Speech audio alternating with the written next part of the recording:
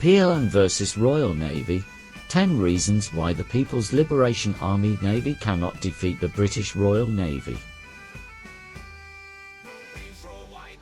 The People's Liberation Army Navy PLN would likely be unable to defeat the British Royal Navy RN. Here are 10 reasons why. 1. Inferior command capability. As is well known, the RN has nearly 120 flag officers, and together with the Royal Australian Navy RN, this exceeds 150. The PLN's Southern and Eastern Theatre commands combined don't have this many, and the Eastern Theatre must also contend with the US Navy. Therefore, when the RN and RN deploy in full force, PLN simply lacks sufficient flag-level commanders to respond. This is the first defeat. 2. Inferior service experience. As is well known, the RN has nearly 500 years of history, with many currently serving capital ships having over 30 years of service experience. In contrast, PLN, with less than 80 years of history and capital ships younger than their own sailors, can hardly compare. The RN's Type 23 frigate HMS Argyll was launched when most PLN destroyer and frigate captains hadn't even been born yet. This is the second defeat. 3. Inferior defensive capability. As is well known, the RN has several warships permanently stationed in naval ports and shipyards.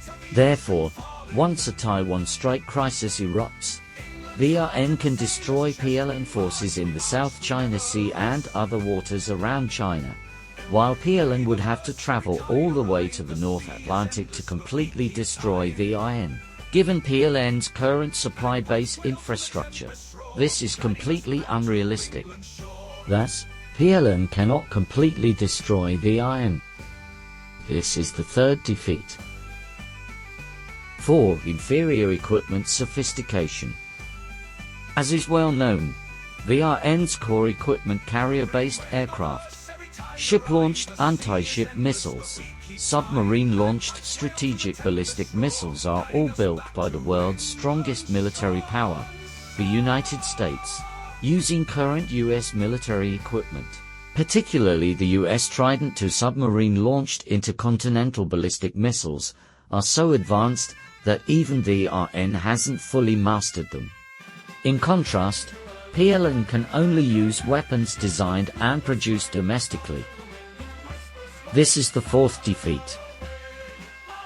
5. Inferior numbers. According to public data, every 50 million British citizens on average possess 1.43 aircraft carriers, 4.29 destroyers, 8.57 frigates, and 5.71 corvettes, patrol vessels. Correspondingly, every 50 million Chinese citizens possess only 0.11 aircraft carriers, 2 destroyers, 1.68 frigates, and 1.79 corvettes, representing 1/13, less than 1/2, 1/5, and less than 1/3 of the British figures respectively. The numerical gap is enormous. This is the fifth defeat. 6. Inferior investment. According to public data, Britain's defence spending accounts for approximately 2.3% of its GDP, with PLNs to increase this to 3% by 2027. Britain's per capita defense investment in 2025 is about $1,060, while China's defense spending accounts for less than 2% of GDP, with per capita spending of only $178, less than 17% of Britain's. As is well known, navies are money-devouring beasts. Without investment, victory is impossible. This is the sixth defeat. 7. Inferior information technology standards. According to public reports, in 2024, a commanding officer of Britain's most advanced Vanguard-class ballistic missile nuclear submarine, created and distributed impressive videos on the internet, gaining widespread attention. This demonstrates that RN officers have reached world-leading levels in utilizing information technology tools. In contrast, PLN's video production techniques are simply abysmal. This is the 7th defeat. 8. Inferior overseas base deployment capability.